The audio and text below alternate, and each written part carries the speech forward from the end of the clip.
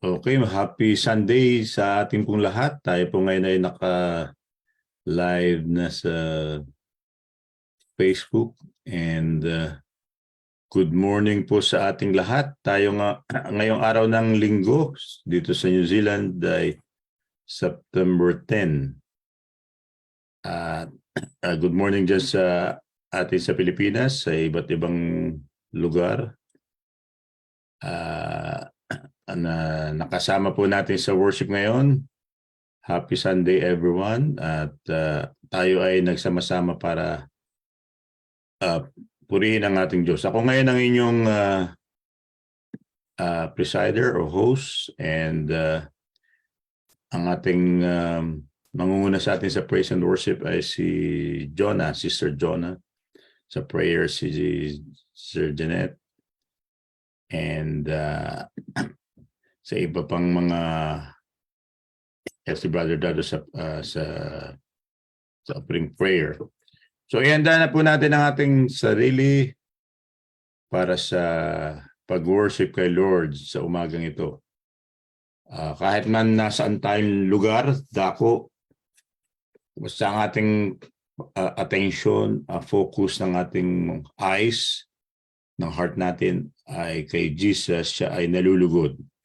Ang ating Diyos ay Espiritu, kaya't nasasamba natin siya sa Espiritu at katotohanan. And because of our faith in God, tayo ay nandun siya sa kanyang trono, nakikita ng Panginoon ang ating mga ginagawa at iniisip. So, let us worship the Lord together upang sambahin siya. At naniniwala tayo na ang sinumang anak niya na nagtatapat at nagpapatuloy ay mayroong laging biyayang sapat. Yan. Ang Panginoon ay laging nagkakaloob at nagbibigay ng biyaya. So tayo na po mga kapatid ay sandaling manalangin at bago tayo magpatuloy sa ating praise and worship. Let us pray. Magandang umaga sa iyo, Panginoon. Ngayong araw ng umaga dito po sa New Zealand, Sunday, we worship you with our lips, our hearts, and minds, thoughts. Nagpapasalamat kami sa iyong kabutihan. Sa kabila ng mga iba't ibang naranasan namin sa buhay, ang aming pasasalamat sa iyo ay meron kang pinapagalingin mo kami sa aming makaramdaman, sa emotionally, physically, spiritually. Pinoprovide mo ang aming mga needs. Ikaw ay Diyos na nagkakaloob at lagi kang nagkikare sa amin. Thank you, Lord, for your love. And we ask, Lord, as we start our worship, nang patawarin mo kami sa aming mga kasalanan at nawa ay maging i-bless ang lahat ng mga kapatid namin na nakasama namin sa worship ngayon, nasa iba't ibang silandako sa New Zealand, Australia, Pilipinas at sa ibang lugar na naabot ito. I pray that they will be blessed today. Let your Holy Spirit be upon us. And tinatalian ko ang ganawa ng kaaway na si Satanas na hindi siya makapag-work sa amin, kundi ang Banal na Espiritu ang mag-control sa aming emotions, sa mind, sa heart, at sa lahat ng aming iniisip. Oras na to ay para sa iyo. We will entrust it to you, O Lord. Ang tagumpay ng worship na to dahil ikaw po ang aming Diyos, ang aming Panginoon. Tunay na ikaw ay kapuri-puri at dapat kang sambahin ang iyong pangalan. We thank you, O Lord Jesus, sa lahat-lahat ng ito. And ang pagpapatuloy ng aming worship ngayon ay pinagpapasalamat na namin ang victory nito sapagkat ikaw ang aming Diyos, ang aming Panginoon. Ito po ang aming dalangin sa pangalan ni Kristo Jesus. Amen.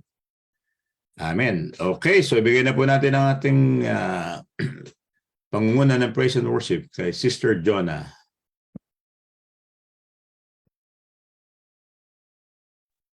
Good morning po sa ating lahat.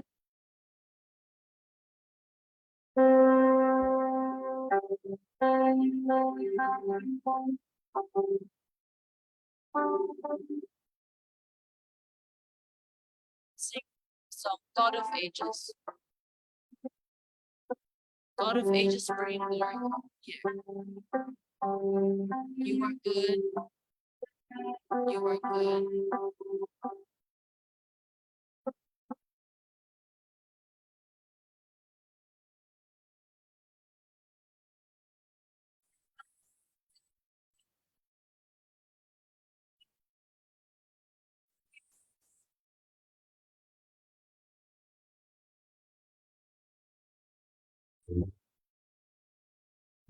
Let's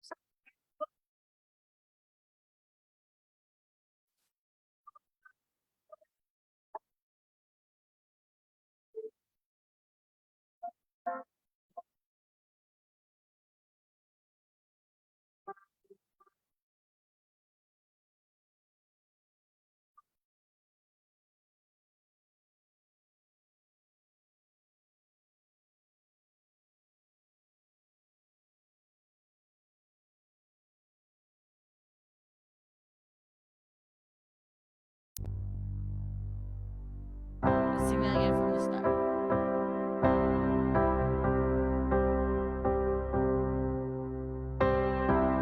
God of ages, bringing glory.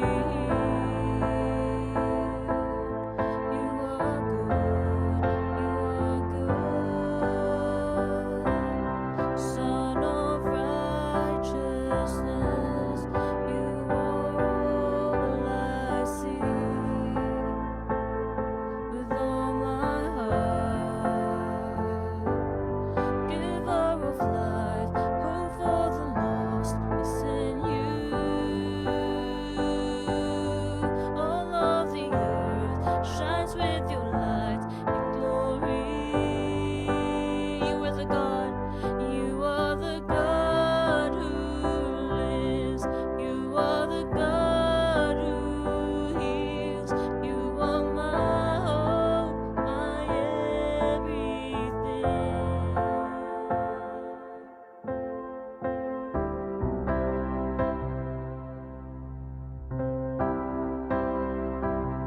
Sing in your promise.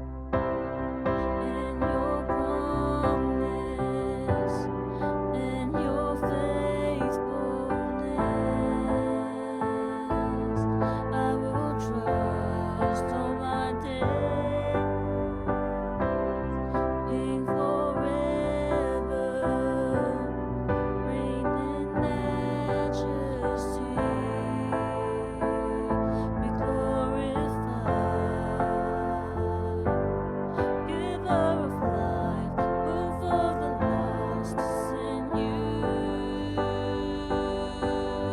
All of the earth shines with your light and glory. You are the God, you are the God who lives. You are the God who heals. You are my hope, my everything. You brought salvation to us, offered your peace to the world. You are my hope, my everything. I'll trust in you. I'll trust in you. I'll trust in you with all my heart. I'll trust in you. I'll trust in you. I'll trust in you with all my heart. You are the God who lives. You are the God who heals. are my hope, my everything. You brought salvation to us, offered your peace to the world. You are my Lord, my everything. You are the God who heals. You are the God who heals. You are my hope, my everything. You brought salvation to us, offered your peace to the world. You are my Lord, my everything. Yes, Lord God. We're here this morning to worship you, Jesus, to honor your name, Lord God. We're here to say that we love you, we give you praise, and that we trust in you with all of our hearts, Jesus. You are the God who lives, the God who heals. You are my hope. You are everything. You brought salvation to us. You offered your peace to the world. You are our Lord. You are everything. Thank you, Jesus, for this beautiful morning that you've given us to worship you, to sing praises to your name, Lord God, to have fellowship with one another, Lord God, and as a church to just lift your name up high, Lord God, through music, through song, and with our own mouths, Lord God, as we sing, and with our hearts, Lord God, as we confess your name. Let's sing our next song. It's Goodness of God. We all know it. Samahan niyo po ako sa pagkanta, church. I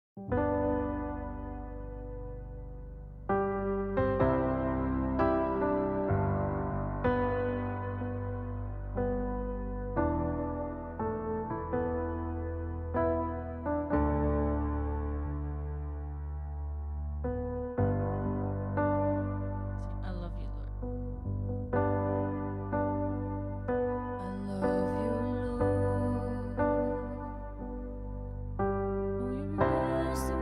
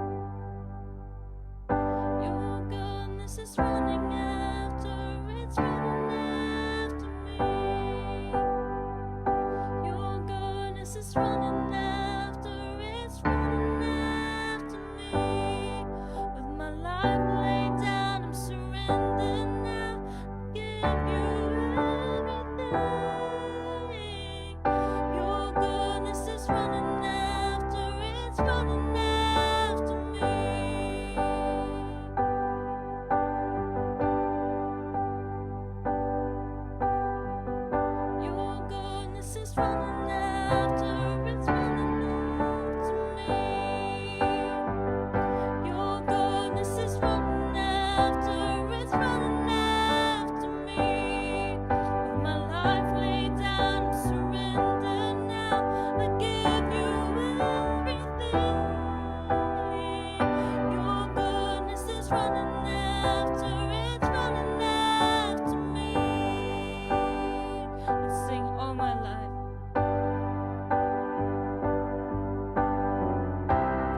All my life you have been faithful. And all my life you have been so, so good. With every breath that I am able, oh, I will sing of the goodness of God. And all my life you have been faithful. And all my life you have been so, so good. With every breath that I am able, oh, I will sing of the goodness of God. I will sing of the goodness of God. I will sing of the goodness of God.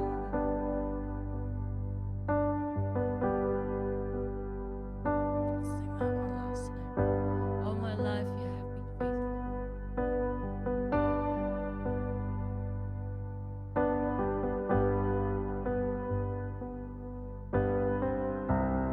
All my life you have been faithful.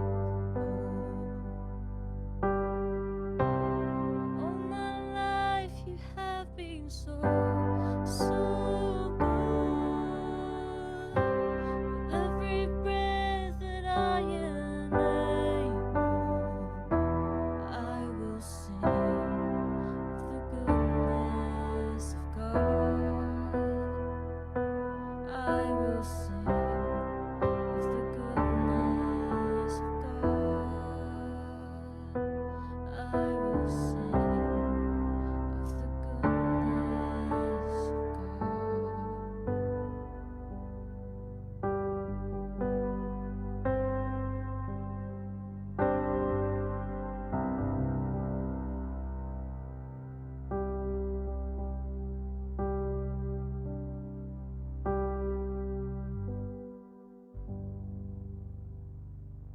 Amen.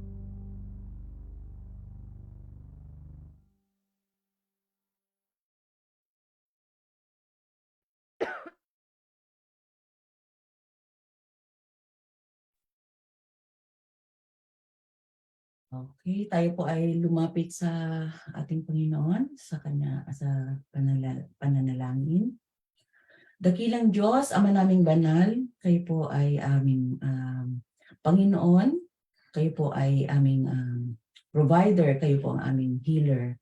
Marapat lamang Panginoon na ikaw ay sambahin sapagkat ikaw ay tapat. Marapat lamang Panginoon, ikaw ay pasalamatan sapagkat ang biyaya mo ay sapat. Marapat lamang Panginoon na kami ay magbigay ng ukol na panahon sapagkat kayo ang aming Diyos. Marapat lamang Panginoon na kayo ay aming pupurihin, sasambahin, lalo na Panginoon sa oras na ito ng Sunday. Salamat po Panginoon dahil ikaw ay patuloy na tapat sa amin Panginoon. Gaya po ng aming inawit, you are faithful, Panginoon. You have been so good sa aming buhay, Panginoon. Hindi man kami karapat-dapat, Panginoon. Kayo ay tapat. You are faithful, Panginoon, sa amin. Lord, sa oras na ito kami ay lumalapit, Panginoon. Humihingi po kami ng, we are humbly submitting ourselves, O God. Kami po ay nagpapalinis. At humihingi, Panginoon, ng kapatawaran upang kami ay makapagbigay ng kapurihan sa iyo, Panginoon, ng may kaayusan. Linisin mo ang aming puso, linisin mo, Panginoon, ang aming isip, Linisin mo, Panginoon, ang aming labi. Linisin mo, Panginoon, ang aming mga sarili upang kami ay tunay na makasamba sa iyo, Panginoon, sa Espiritu at katotohanan. Lord, gaya po ng yung sinabi sa iyong mga salita, where 2 or 3 are gathered together, Panginoon, in your name, you are in the midst of us. Ami po itong kiniklaim na kayo po ay nasa aming kalagitnaan. Naririnig mo kami, nakikita mo kami, ang aming puso, ang aming isipan, Panginoon, nakikita mo kami as we worship you, O God, as we sing praises to you, and as we listen to your word. You can see us, O God. Lord, sa oras na ito kami, Panginoon, nilalapit namin, Panginoon, aming worship na ito sa iyo. Samyong handog ito, Panginoon, sa iyong banal na paanan. At ma-please ka namin, Panginoon, sa aming gagawing worship service this morning. Oh Lord, we ask that you open our eyes so that we can see you. Open our ears so that we can hear you. Open our hearts, Lord, upang maramdaman ka namin.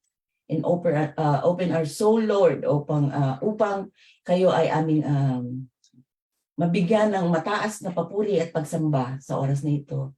Sa maririnig namin mga salita, Panginoon, na dadalhin sa amin ng yung sa pamagitan ng aming pastor, O God, i-bless mo ang lahat ng salita na lalabas sa kanyang bibig. Itong Panginoon ay magmula sa iyo. We ask na kayo po ang manguna sa kanya at sa kanyang buhay, Panginoon. And as we listen to your word, O God, ito ay maging gabay namin, Panginoon, sa aming pang-araw-araw na pamumuhay. We ask, O God, na kalugdan mo ang worship na ito at ang bawat isa, Panginoon, na makikinig ay magkaroon ng focus, magkaroon ng atensyon, Panginoon, sa iyong mensahe na dadalhin sa umagang ito upang ito ay maging makapangyarihan sa aming buhay at maging gabay namin, Panginoon, sa aming paglakad sa araw-araw. At dadalhin namin, Panginoon, sa aming buhay, sa aming pakikisalamuha, sa aming kapwa, higit, Panginoon, sa aming relationship with you, and as a relationship, Panginoon, sa aming family, sa aming mga kaibigan. At bigyan mo, Panginoon, empower his lips, Panginoon, upang kayo ang magsalita, maging makapangyarihan ito sa aming buhay.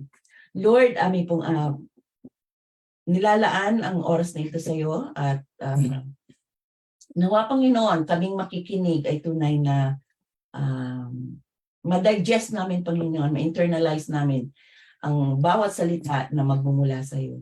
Lord, sa umaga ito, pinaranas mo sa amin ang iyong faithfulness, Panginoon. Hindi lamang sa oras na ito, but every day, Lord, we experience your faithfulness sa aming buhay. Nararanasan namin, Panginoon, ang paghipo mo kung kami ay nalulungkot, kung kami, Panginoon, ay we are down, we are low, oh God, you lift us up. Kung kami ay nakakaranas ng mga suliranin, Panginoon, naandyan ka, ready to answer our prayers. And Panginoon, kung kami ay nagkakasakit, pinapagaling mo kami. Kung kami, Panginoon, ay nakakaranas ng troubles, oh God, binibigyan mo ng solutions, oh God, ang mga problema namin. And if we encounter discomfort, Panginoon, kung kami ay nakaka-encounter ng mga issues around us, Lord, nililift up mo kami, hindi mo kami pinapabayaan. You gave us comfort, Panginoon, you gave us peace, and nagiging maayos, Panginoon, ang kapaligiran, nagiging maayos, Panginoon, ang lahat. Dahil binibigyan mo rin kami ng kapayapaan at nararanasan namin, Panginoon, ang pagkilos mo sa buhay namin. And we are so grateful, Lord, for all of that. Dahil sa iyo kami umaasa. Ang tagumpay, Panginoon, ay nagmumula sa iyo. And kulang, Panginoon, ang aming labi sa pagsambit ng pasasalamat for your faithfulness, for you, Lord, as being our God. You're great, you're our provider. Lord, we can't thank you enough for all of this. Your grace is sufficient, oh God. Hindi mo kami pinagkukulang. Just right, Panginoon. At pagka minsan or as always, Lord, nararanasan namin yung grace mo, Panginoon, sa amin. And we lift up to you the church, oh God, aming mga kapatiran na bumubuo ng iglesyang ito, Panginoon, na yung tinatag. Patuloy namin po itong nilalapit sa inyo na kami ay patuloy na to continue our faith in you. Sa iyo po kami manampalataya na kami ay magpapatuloy, Panginoon, sa aming paglilingkod sa inyo regardless of anything na nangyayari sa aming kapaligiran, sa aming church, Panginoon. Kami ay magpapatuloy na sasamba sa iyo at magpupuri. We lift up to you everybody, Panginoon, na bumubuo ng Philins and Fellowship, Lord. Every family, Lord, we ask that you bless each and every one. Sa mga family, Panginoon, na nakakaranas ng kapighatian, ng sorrow, we ask and pray, Panginoon, na i-lift mo din sila, Panginoon, tugunin sa kanilang mga suliranin, at patuloy na magpakaranas ka, Panginoon, sa buhay nila. We ask also, Father God, na ang gawain ng iglesyang ito na yung tinatag ay magpapatuloy. Ang adult Bible study, ang young adult Bible study, ang mga ministry, Panginoon, na pinagkatiwala mo sa amin ay magpapatuloy. At alam po namin, Panginoon, na naandyan ka na magbibigay sa amin ng katatagan, magbibigay sa amin ng kalakasan, magbibigay sa amin, Panginoon, ng faith na kami ay hindi mo iiwan, Panginoon, at pababayaan. We also lift up to you not just our fellowship, but everybody, Panginoon, nagdadaos ng worship today.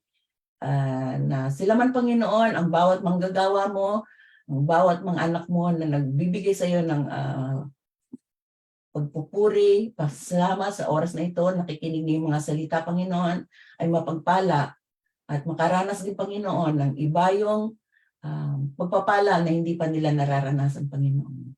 Kami po sila nilalapit sa inyo na regardless, na despite na nangyayari sa aming surroundings, saan man sila naroon, Panginoon, pagpalain mo sila, oh God, at patatagin at patuloy na bigyan ng kalakasan, Panginoon, spiritual and physical, and bless them as well sa material na kanilang mga pangangailangan. Lord, we also lift up to you our countries, New Zealand and Philippines, Lord, as we are nearing election, oh God, kaya sa New Zealand, kayo po ang magbigay ng leader na magsasaayos, Panginoon, ng bansa economically, and we just want to pray for this person, Panginoon, na siyang na iyong itatayo ay magiging maayos, Panginoon, at mag-lead according to you, Lord, not according to his own interest. Lord, ganoon din po ang Philippines, nararanasan niyang calamities, oh God, maging economically, oh God, we pray na, Lord, kayo po ang kumilos sa bansang ito. We can't, hindi po namin alam ang nangyayari sa leadership ng Philippines, Lord God, but we just want to pray for this person, Panginoon, na makilala ka niya. Magpakaranas ka sa kanyang buhay, Panginoon, upang hindi niya makita ang sarili niyang interest, kundi ang kapakanan ng aming bansa, Panginoon. Lord, we just lift up to you everyone, lalo na po sa oras na ito na nakikinig at nakikiisa sa iyong gawain. Mapagpala po, ilalabas po kami sa worship na ito na taglay namin, Panginoon, ang kalakasan, ang iyong pagkilos sa aming mga buhay. And as we continue to worship you, oh God, we just want to thank you again. We just want to praise you, oh Lord, with our lips, with our hearts, and with our thoughts. In this we pray, in the mighty name of Jesus. Amen.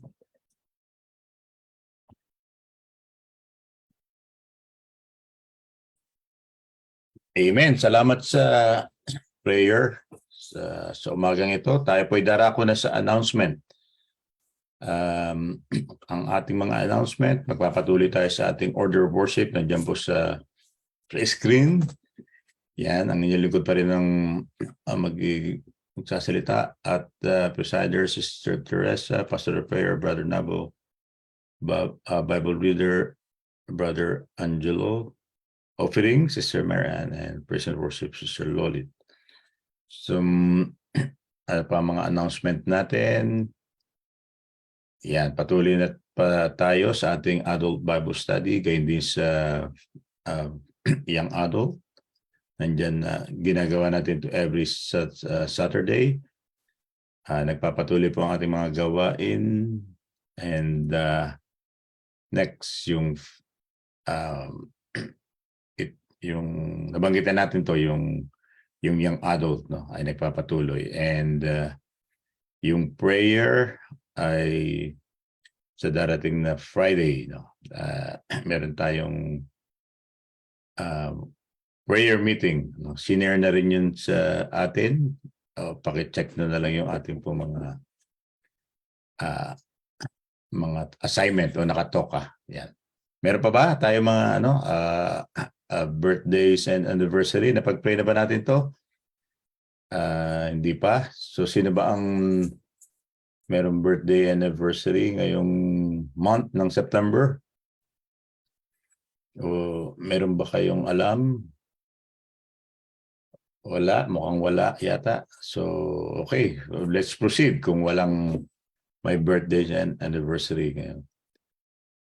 Susunod natin, sharing and testimony. So sino po ang napagpala at good man or bad, pwede rin nating i-share o ano yung mga ginawa sa atin ni Lord o mga testimony sa buhay natin na kumilos ang Diyos, no? Pwede niyong unmute ang inyong mikropono para magbahagi. Open po ang floor para sa sharing and testimonies.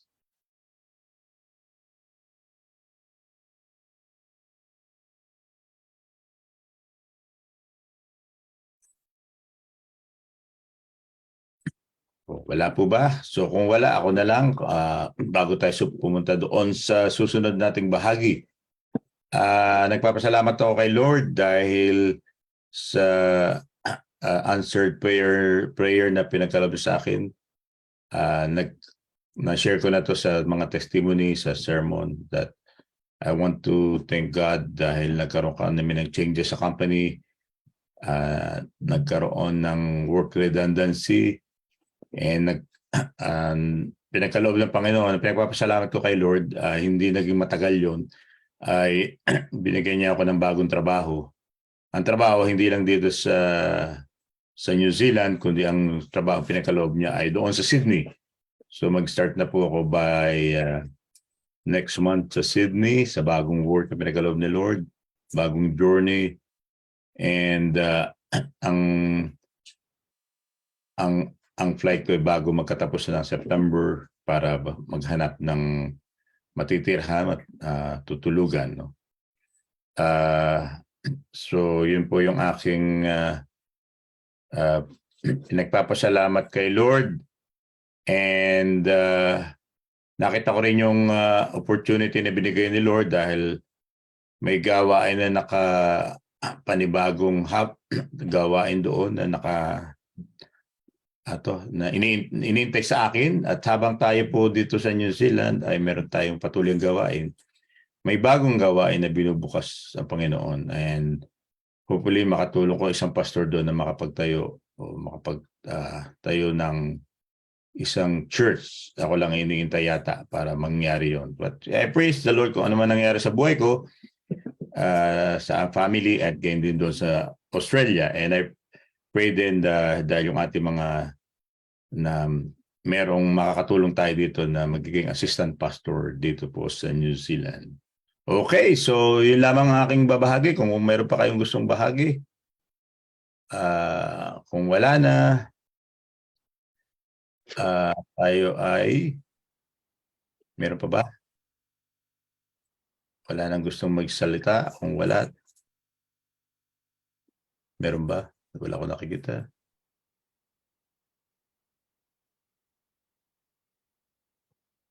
Paki-unmute na lang po kung gusto mag-share.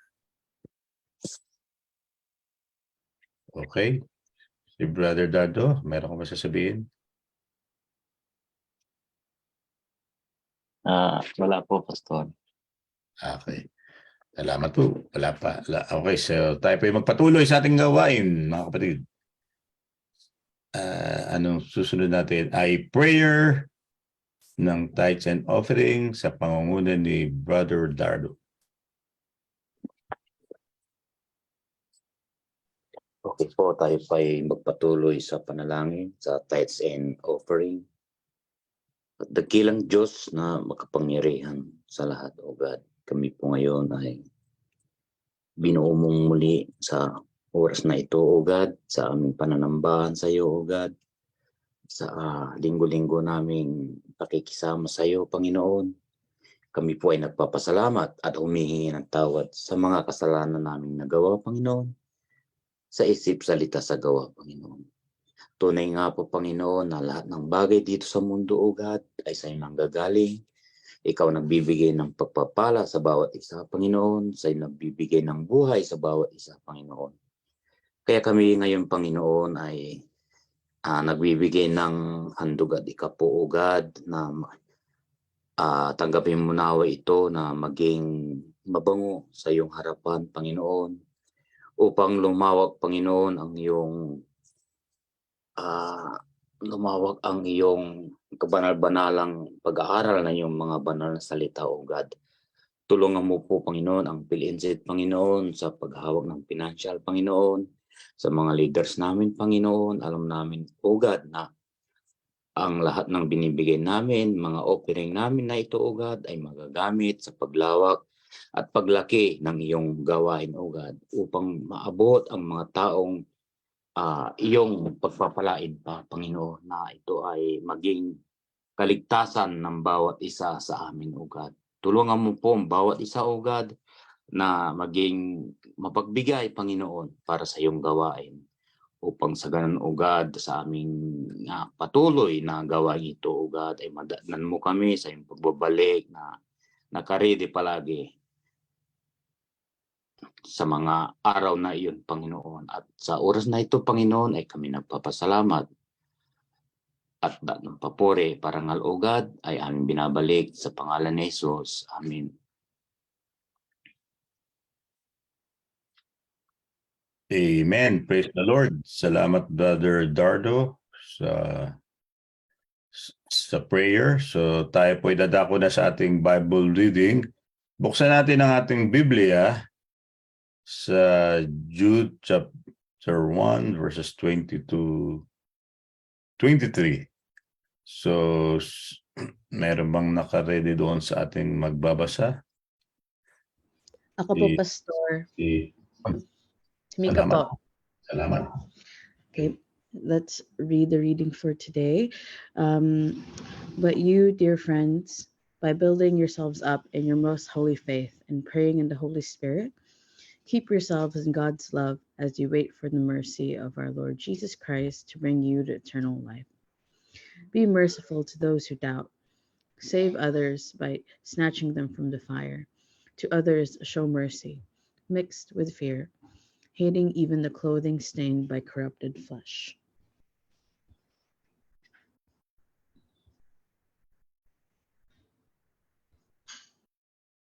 Pagpalain tayo ng Panginoon sa pagkabasa ng kanyang mga salita mula sa book ng Jude. So, tayo po ay magpapatuloy na sa pag-aaral at pagbubulay-bulay ng salita ng Diyos sa umagang ito. Ang binasa po natin ay mula sa aklat ng Jude. Ang Jude ay isa lamang itong sa New Testament ito, at kung inyo pong mapapansin, ito ay nag-iisang nag-iisang chapter lamang, at ito ay before ng Revelation, ng huling libro ng New Testament. Yan. At ang sino ba itong si Jude? Si Jude ay makikita natin na siya ay do sa verse 1. Siya ay sinabi the servant, Jude, a servant of Jesus Christ and a brother of James. So ayon sa mga scholar na siya ay sinasabi na siya ay isang kapatid sa half-brother ni ating Panginoong Jesucristo. And sumulat siya dito sa mga believers na pinapakita doon ang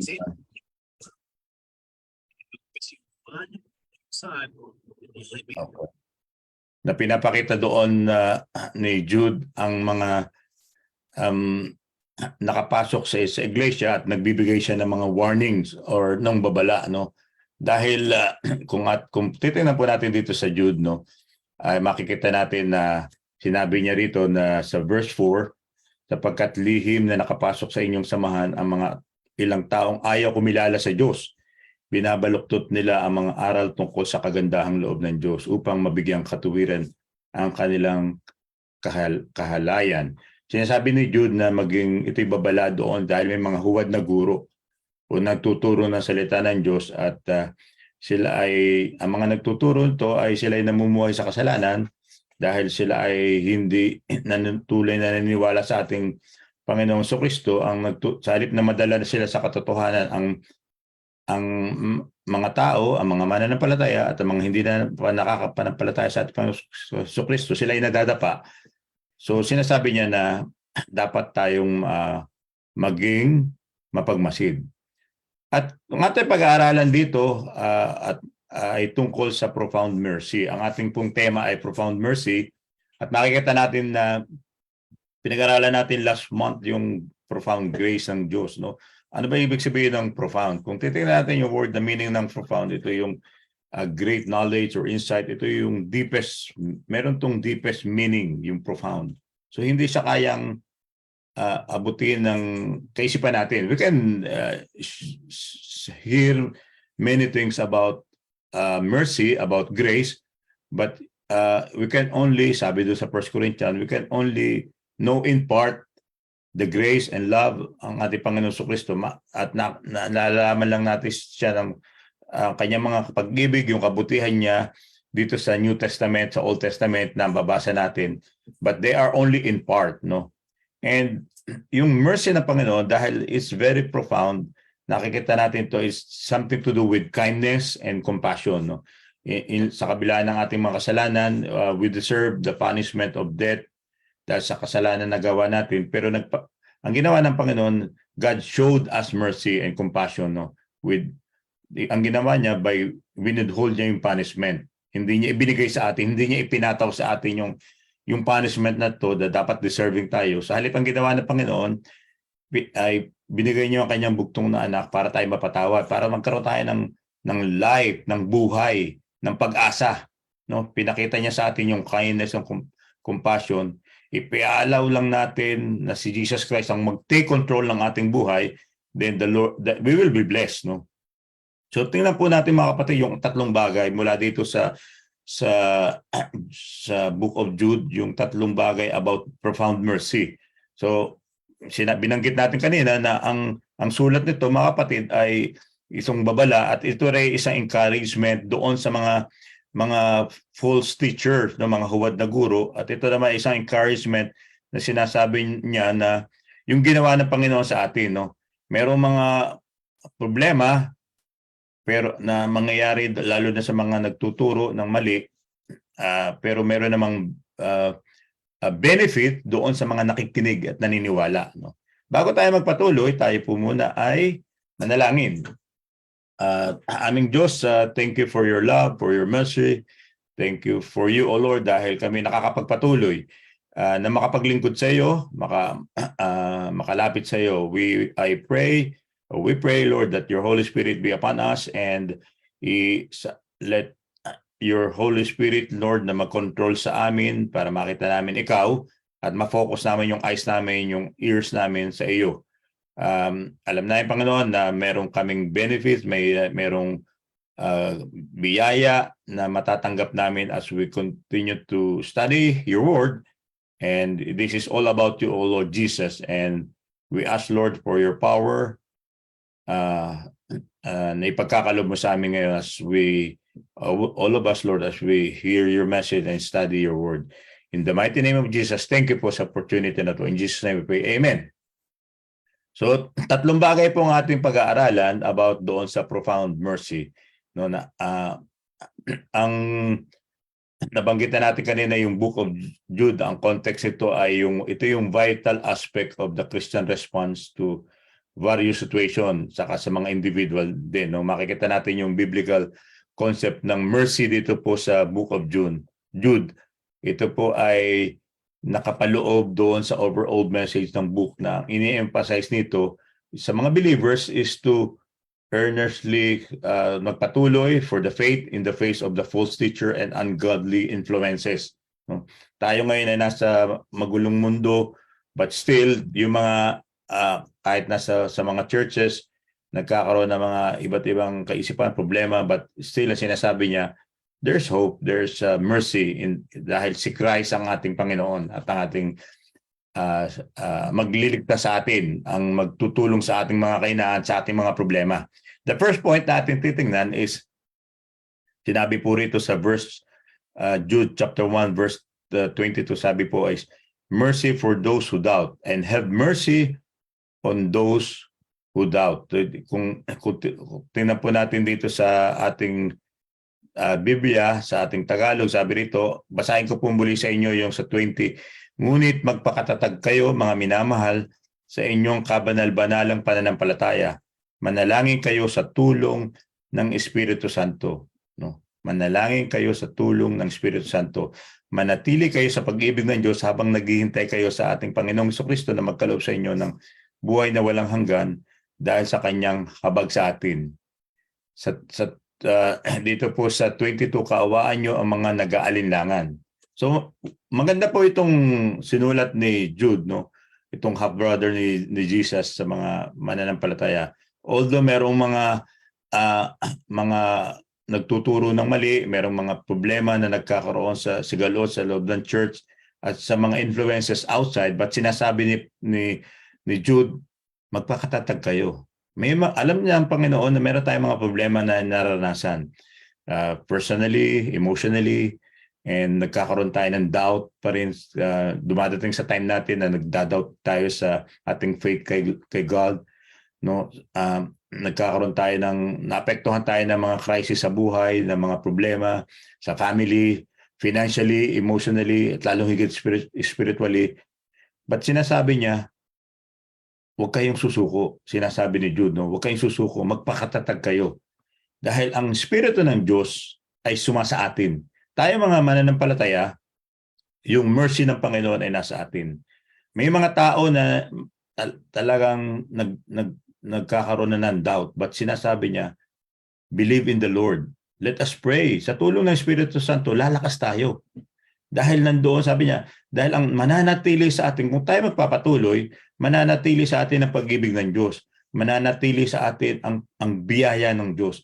Habang tayo'y naghihintay dahil sa kaloob ng Panginoon sa atin, no, naniniwala sa pangalan ng ating Panginoon sa Kristo, tayo ay pagkakaloob niya sa atin yung kanyang habag, yung kanyang mercy, at tayo rin, mga kapatid, ay makakamit na natin yung buhay na walang hanggan. Sa 22 na binasa natin, na sinasabi dito sa verse, no? Mercy for those who doubt. Dumarating sa mga tao ang mga nag-aalinlangan. Dumarating ang mga panghihina.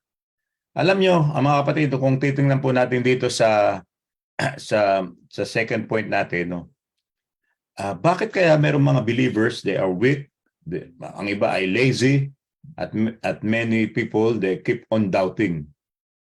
Alam niyo nung yung early 20s ko, no, naalala ko, ang buhay ko noon ay iniisip ko, there's no purpose, pawardi-wardi ang aking buhay. Dumating ako hanggang sa dumating ang time ko nung time ng 30s, naging magulo, no. naging magulo ang aking ang isip ko, no? Nagkaroon ng mga uncertainties in life kahit ng mga 30s, no? So I struggle in many things, no? But I love the Lord, but there are many doubts and uncertainties in my life, no? So ang ginawa ko kahit noon ako ay magpatuloy ako sa aking pag-attend sa mga gawain, sa worship, sa Bible study, kahit nag-struggle ako sa time na yon.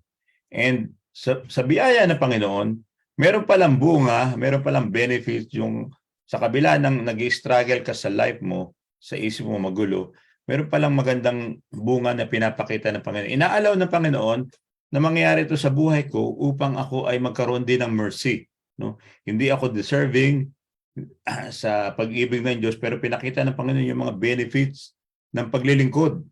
So, pinakita ng Panginoon yung benefit, na-experience ko yung mga predicament na to upang ako ay intindihan ko yung mercy. Alam nyo, ang maganda po kapag tayo ay nakaranas ito is kumbaga na-appreciate natin yung buhay. Kapag ako ay nakakakita ko na may mga tao na nadadapa, nalulungkot, nangihina, ay lagi kong tinitingnan yung aking sarili. Nagbabalik tanaw ako doon sa aking nangyari sa buhay ko. Inaisip ko, nung time na yon, ako ay nag-struggle. Dumating sa time ko na ako ay nag-doubt kay Lord. Dumating sa time na Panginoon, ako ay nanghina. At kapag naiisip ko po yung mga bagay na yun, nakita ko yung mercy na binigay ng Panginoon. Hindi ako karapat-dapat, ngunit pinagkaloob niya ang kanyang bugtong na anak. Pinatawad niya ako sa aking mga kasalanan. Yun po yung ginawa ng Panginoon sa akin. Inalalaya niya ako. Binless ako ng Panginoon sa maraming bagay, sa family, sa work, at maging sa ministry. And I have experienced so many difficulties and trials na in life. But nakita ko doon yung bakit ipinaremind sa akin ng Panginoon na ito ay isang part ng life ko na ma-experience ko upang maintindihan ko yung mercy ng Panginoon, yung love ng Panginoon. At kapag nakikita ko ang ibang tao na nakita rito ay nagkaroon din sila ng doubt, nagkaroon din sila nag-fall din sila sa mga kasalanan, tinuturo sa akin ng Panginoon na exercise ko yung mercy, no? Hindi ako nagiging nag-judge sa kanila. Nakita ko doon, sa halip na mag-judge, ang sabi rito, ipanalangin mo sila kasi dumarana sila ng problema, no? Nung time na ako ay walang-wala ring financially, talagang bumagsak ako sa lahat ng bagay, talagang lubog na ako sa kahirapan, sa utang. Pinaranas ng Panginoon yung love niya sa akin. Tinulungan ako ng Panginoon. So may mga tao, nararanasan pala natin ng mga bagay na pinapakita lang sa atin ng Panginoon dito that we should show love and compassion. Diba? Kung tayo ngayon ay merong kakayahan o malakas tayo, alam niyo yung mga magandang salita ay magandang sabihin natin sa kanila. Encourage people. Love other people because they need mercy. At tayong gagamitin ng Panginoon para mag-show ng mercy sa kanila. Balikan natin ating sarili. Hindi ba nagpakita ang Panginoon sa atin ng mercy? Minahal niya tayo sa kabila na tayo matigas ang ulo, ang puso natin. Tayo makasalanan. Pinakita ng Panginoon ang mercy niya sa atin. Gayun din ang sinasabi ni Jude. Have mercy on those who doubt. On those who are in despair, on those who in trials, in difficulties in life. Show mercy. Dahil sa pagpapakita natin ng pag-ibig ng mercy sa kanila, makikilala nila ng Panginoon. Lalakas sila, magiging matatag sila, at magpapatuloy sila sa kanilang paglilingkod sa Panginoon dahil sa pagpapakita mo ng mercy sa iyong kapatid, sa iyong mahal sa buhay, sa iyong kaibigan, sa mga tao. At tayo gagamitin ng Panginoon dahil the Lord is full of mercy, of love, and then people will be benefited by showing the mercy na pinakita rin ng Panginoon sa atin. Pakita natin sa kanila na buhay ang Diyos. Mayroong pag-asa. The second point natin makikita rito mga kapatid is mercy in rescue. In-emphasize dito ni Jude yung importance of saving others, no? Sabi daw, by snatching them out of the fire, no? Ano pong ini-imply nito? Marami mga tao na maging mga believers that they are in difficult circumstances ng life nila, na they are heading toward dun sa destructive or sinful path, no? Maring sabi na ayaw na sila sa kanilang pananampalataya, nanghihina na sila. Parang sinasabi doon na ayaw na, bibitaw na sila, no? Pero yung mercy, kapag makapag-intervene tayo, makakatulong tayo sa mga tao to turn away doon sa mga harmful choices na to, kung dadalhin natin silang pabalik sa Panginoon. Nabanggit ko, lagi ko sinasay sa inyo yung aking yung life ko, yung my life before. I am a drunkard, no? I have full of vices, and marami pang mga iba. But the Lord rescued me. Pinakita niya sa akin yung mercy, that there is hope. Ang iba, mga kapatid, maganda tingnan natin to, yung previous life natin. Before, many of us or some of us worship idols. Many of us, no, nagkaroon ng mga kasalanan sa isip, pangangalo niya, may lalaki man o babae, sa gambling, naging addict, no? Maraming mga kasalanan na nagagawa natin. Meron itong tago, merong lihim, o merong bunyag. No? But alam ng Panginoon ang ating mga ginagawa. No?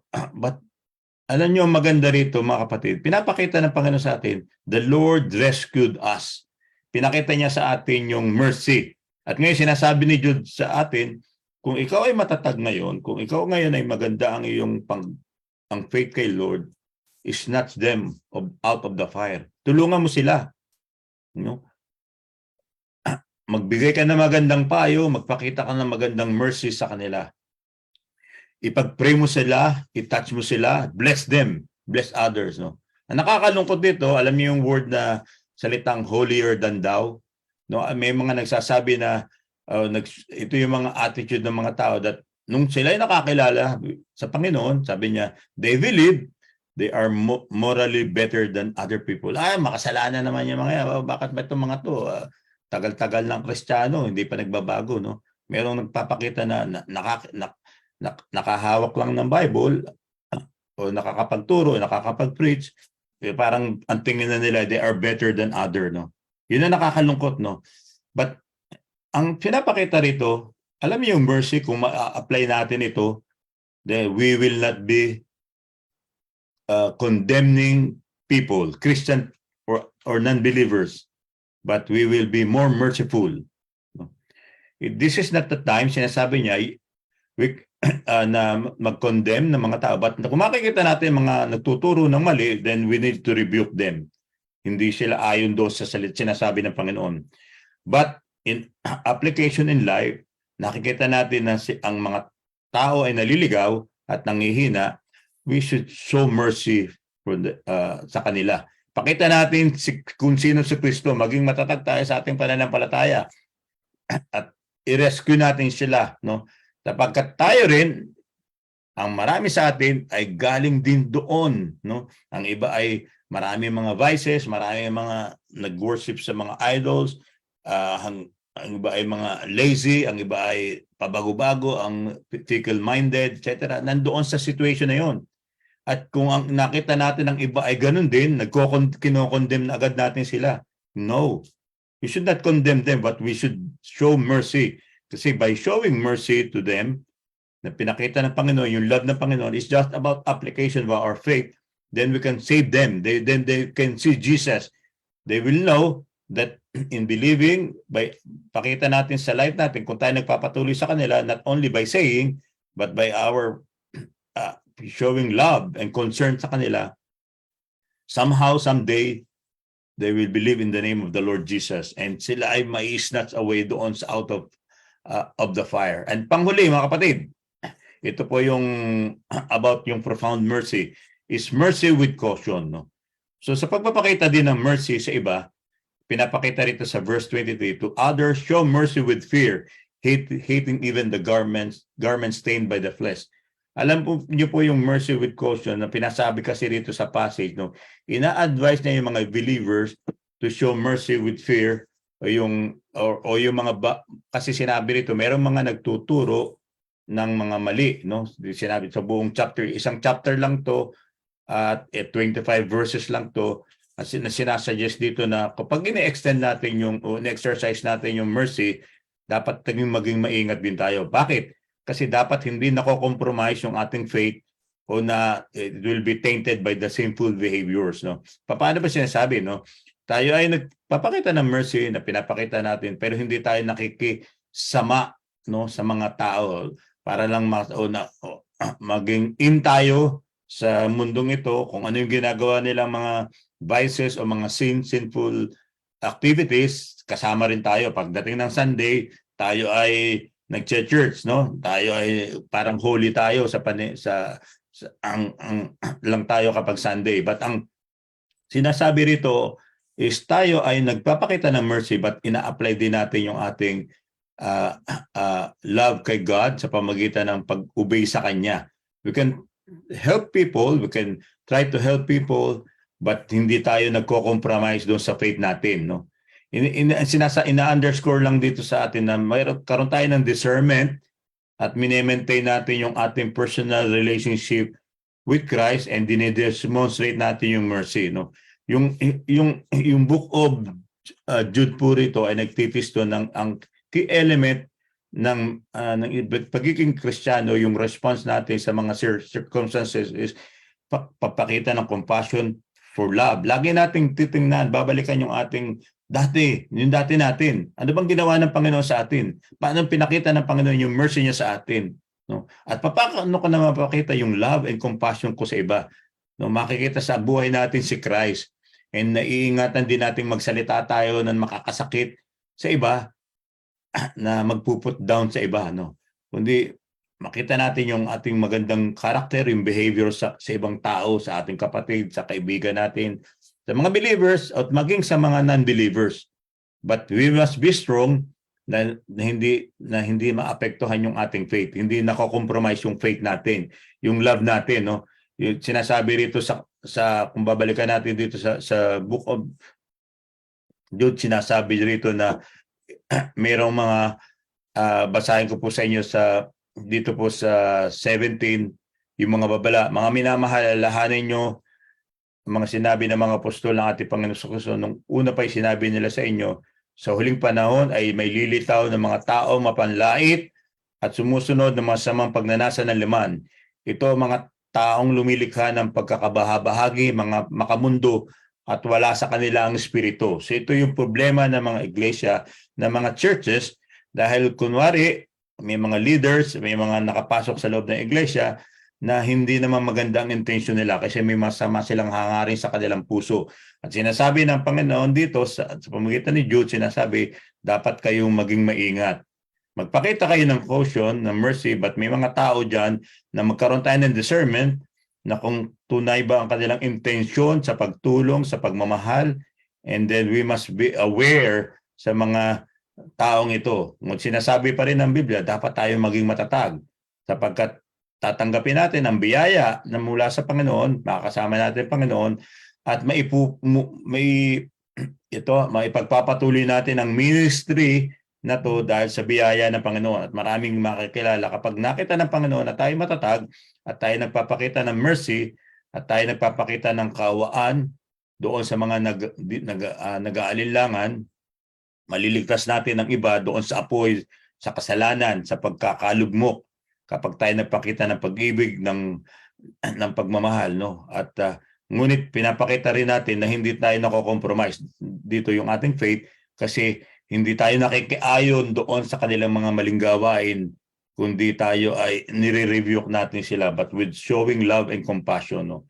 So ito po yung caution naman na sinasabi sa atin. But kung tayo ay na kay Kristo, laging may pag-asa, laging may buhay. Kaya sa oras na ito mga kapatid, nawa ang biyaya ng Panginoon ay sumaatin sa bawat isa sa atin. And I pray that the love of God and the power of the Holy Spirit be upon you. Tayo po ay manalangin sa oras na ito at ibalik natin sa Panginoon ang pinakamataas na papuri at pag-asa sa kanyang pangalan. Tunay na dapat kang purihin, O Diyos, dahil ang pangalan mong Jesus ay makapangyarihan sa lahat. Ang salita mo ay nagbibigay ng buhay, nagbibigay ng pag-asa. At nawa ay makita sa amin, sa bawat isa sa amin, ang pagpapakita ng mercy sa mga tao na nangangailangan, lalo na po sa panahon ngayon. Ikaw na Diyos na makapangyarihan sa lahat ay unang-una nagpakita sa amin ng love, ng mercy, ng compassion, at kaya kami naligtas at kung kaya't kami ay nagkaroon ng pag-asa sa mundong ito. Nawa po, Panginoon, ang pag-aasang ito na pinagkaloob mo sa amin, ang mercy na to na binigay mo sa amin, hindi man kami kaparapat-dapat, dahil sa iyo ay kami nagkaroon ng kapatawaran sa aming mga kasalanan, at withhold mo, Panginoon, yung punishment sa amin, kundi sa halip na kami ay nagkaroon ng punishment, kami ay nagkaroon ng forgiveness of sins dahil sa iyong pag-alay ng buhay sa amin, dahil sa aming Panginoong Jesucristo. Nawa sa umagang ito, sa oras na to, ay ang kapayapaan at ang mercy ay mapa sa amin at magpapatuloy na pa namin ang mga gawain ito hanggang sa iyong muling pagbabalik. Purihin ka, O Diyos, at ibigay mo sa amin ang bendisyon at pagpapala na nagmumula lamang sa iyong pangalan. May the love of God, the fellowship of the Holy Spirit, and the grace of our Lord Jesus Christ be with you all. May the Lord bless you, whatever you do, in the mighty name of Jesus. Amen. To God be the glory. Magandang umaga po sa ating lahat. Pagpalain tayo ng ating Panginoon. Ano mo?